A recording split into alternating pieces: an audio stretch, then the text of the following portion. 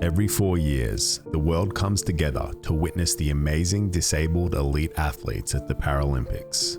It's an event that celebrates the strength of the human spirit and brings out the best in sportsmanship.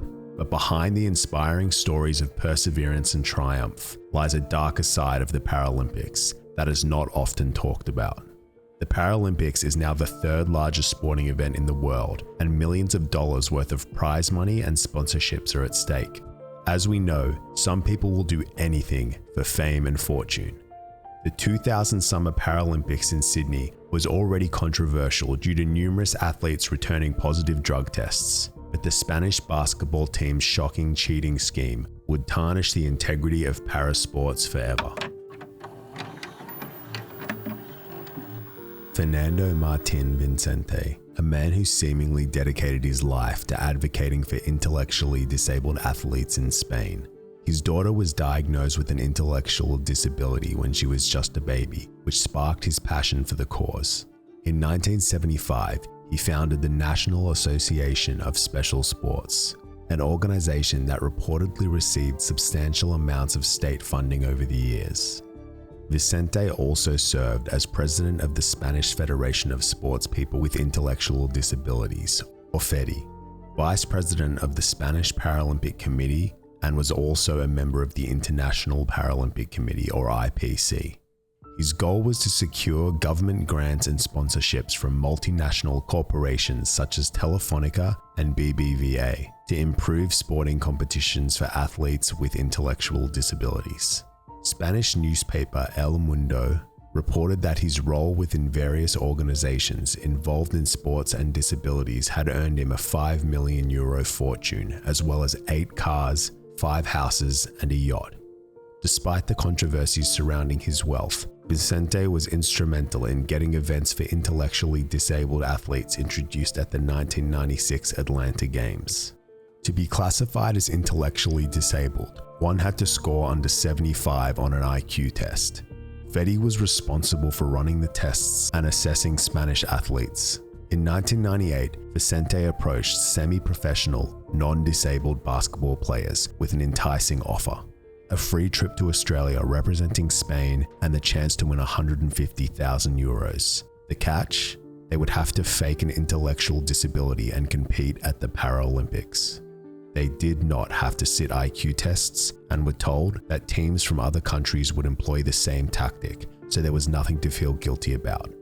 Fake medical records were also forged for them. In the end, the Spanish intellectual disability basketball team was composed of 10 non-disabled players, as well as 2 players who did have genuine disabilities, including the team captain, Ramon Torres, who had no knowledge of the scheme. Ramon had actually tried to express that he felt something was not quite right about his teammates, but his concerns were ignored. The team trained for 5 months in Madrid and won competitions in Brazil and Portugal, which helped secure government funding. They arrived in Sydney, Australia in October 2000, ready to begin their Paralympic campaign. From the very first game, they dominated the other teams. In fact, their coach even told them to, quote, "Move down a gear or they'll figure out you're not disabled." Spain eventually breezed through the final and defeated Russia 87-63. They celebrated on the court and were all photographed proudly displaying their gold medals. However, their celebration was short-lived, as readers recognized the team members in photos published online and pointed out that they were not disabled. The team was instructed to disguise themselves by growing out their facial hair and wearing hats and sunglasses at the airport, but it was too late. A scandal was brewing, and the shocking truth would soon be revealed. When journalist and semi-professional basketballer Carlos Ribagorda was approached to join the Spanish intellectual disability basketball team, he saw an opportunity for a journalistic scoop. Despite not being intellectually disabled, Carlos decided to go along with the scheme to uncover the truth behind it. Soon after the Paralympics, he published an article in Capital magazine detailing the 2 years he spent pretending to be disabled without ever undergoing an intelligence test. In fact, the only test he ever had to perform was 6 push-ups. Carlos also alleged that Spain had recruited 15 non-disabled competitors in table tennis, athletics, and swimming. leading to the fraudulent win of 5 other medals. Carlos also stated that the Russian team they had to play in the final was suspiciously good, suggesting that Spain may not have been the only ones cheating. 2 months after the elaborate fraud was exposed, the team was forced to return their medals and the spending money they received. Sadly, the 2 men on the team who did have genuine disabilities also lost their medals. The IPC discovered that the Russian team, the other finalists, had not performed the required IQ tests either, so nobody ended up being awarded the gold medal. Fernando Martin Vicente, the president of FEDI, resigned from his position and accepted responsibility for the cheating, but he claimed that it was due to errors made during the complicated classification process. In 2013, he was found guilty of fraud and was fined €5,400 and ordered to return over €140,000 that FEDI had received from the government. Vicente denied having any knowledge or involvement in the cheating scheme. Charges were dropped against 18 others, including 10 fake Paralympians and other FEDI managers. Nearly 20 years after the scandal, Ramon Torres broke his silence and spoke out about how much emotional pain he still felt after being robbed of his gold medal. You think that life is one way, and then you discover that there are people who just want to fill their pockets and hurt others, he said. I'm still waiting for someone to call me and say they're sorry. The scandal sent shockwaves through not only the parasport community, but the wider sports world. Suddenly, the image of clean, inspirational, heroic Paralympics was shattered. The IPC conducted further investigations and concluded that many other countries had misrepresented their competitors' disabilities. As a result, the IPC removed all events for athletes with intellectual disabilities from the Paralympics until there was a more effective method of classifying them. Thousands of athletes from around the world had their dreams crushed as they were effectively banned from competing in Athens in 2004 and Beijing in 2008.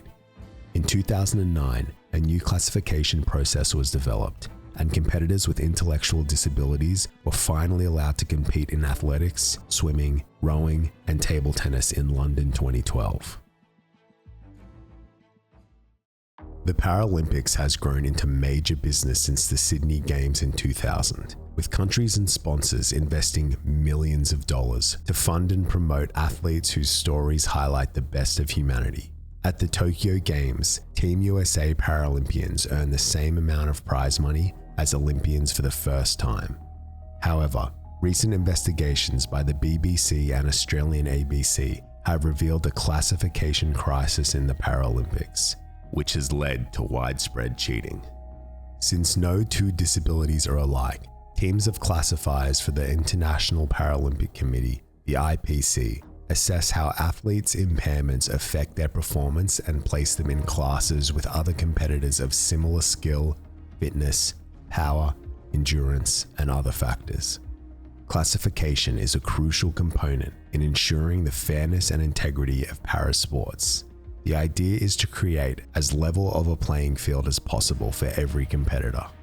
Athletes are expected to put in maximum effort when they are assessed so they can be accurately classified. However, the Paralympic classification system is flawed and can be easily exploited. Athletes have been intentionally underperforming or exaggerating their impairments to get classified with people who have more significant impairments, giving them an advantage in competition. This practice is known as intentional misrepresentation. According to the Australian Current Affairs program, Four Corners, Paralympic classifiers have been told to turn a blind eye by various national and international sporting bodies, and some have received threats of abuse from athletes and coaches. The sporting bodies are simply more concerned about winning medals than putting on a fair competition. The internal IPC report discovered recently by Four Corners stated that 69% of medals at the 2000 Paralympic Games were awarded to athletes who did not meet the proper requirements. Several former Paralympians and other insiders have claimed that for years it has been an open secret that athletes intentionally misrepresent their disabilities during classification assessments. Former Australian para-swimmer Ashley Cockburn whistle blew in 2019. She wrote in news.com.au that it was, quote, not only accepted, but it was expected for for the Australian swim team to intentionally misrepresent their disabilities. She alleged that some coaches even trained their athletes on how to move in a way that mimics the symptoms of cerebral palsy. American swimmer and 29-time Paralympic medalist Jessica Long expressed similar concerns in 2020 to Sports Illustrated. She had been noticing that other competitors in her class had become increasingly more able-bodied, and she knew that cheating was particularly prevalent in para-swimming. Some swimmers with cerebral palsy would keep themselves cold and even throw themselves onto snow to make their muscles and joints stiffer. Some swimmers would keep their arms strapped up for days, only taking the tape off right before classification, so they are unable to fully stretch out their arm. Athletes have turned up to classification in wheelchairs they don't normally use and with limps they don't normally have. Athletes with injuries would get classified early in their recovery, knowing their function would vastly improve over time. There was even a case where an amputee swimmer had more of their limb removed in order to move down a class. The practice of poaching athletes from able-bodied competitors is also very common. Talent scouts could spot even the slightest uneven walk, for example, then approach the athlete and inform them that they could be eligible and classifiable for the Paralympics. In 2016, the IPC investigated more than 80 athletes for intentional misrepresentation, but there was not enough evidence to prove any wrongdoing. Australian Paralympian Amanda Reid, formerly known as Amanda Fowler, was one of the athletes who came under scrutiny as she had switched sports and classifications several times in her career. Amanda had won non-disabled speed skating competitions as a child before competing at the London Paralympics in 2012 as an intellectually disabled swimmer, where she finished 5th. According to Simon Watkins, her swimming coach, Amanda's mother had asked if she could change her classification to a physical disability. The coach replied that it was not possible, as Amanda didn't have a physical disability. A few years later, she was seen using a white walking stick and competing in athletics as a visually impaired runner. Coaching staff and teammates were puzzled as they had previously seen her driving a car. However, impairments can be degenerative, so it was not questioned. At the 2016 Rio Paralympics, Amanda had changed her surname and competed as a cyclist in a classification for physically disabled athletes with cerebral palsy. Her former swimming teammates were surprised by this classification, because Amanda never once mentioned to them that she had cerebral palsy. She won a silver medal that year and went on to win gold in Tokyo in 2021. Rebecca Chin was just 16 when she competed at the 2008 Beijing Paralympics as a member of Team Britain. Although she was born with the relatively minor impairment of hyperflexible ankles, Rebecca had always competed in non-disabled sports and did not consider herself disabled. However, doctors and coaches informed her that she had cerebral palsy and would be eligible for the Paralympics. Instructed by adult staff, Rebecca fatigued herself by working out in her hotel room right before her classification assessment, which caused her to underperform. She ended up getting placed in a cerebral palsy classification, much to the dismay and objection of other athletes in her class. She won a silver medal in the discus event, but after scrutiny from the IPC, she was later reclassified and had her medal stripped. The IPC's medical director and head of classification, Peter van der Vliet, told the BBC that he received emails every day with allegations of people faking impairment. However, he has no control over which athletes countries recruit and qualify. Other high-ranking IPC officials have similarly expressed their concerns and sense of powerlessness when it comes to cheating.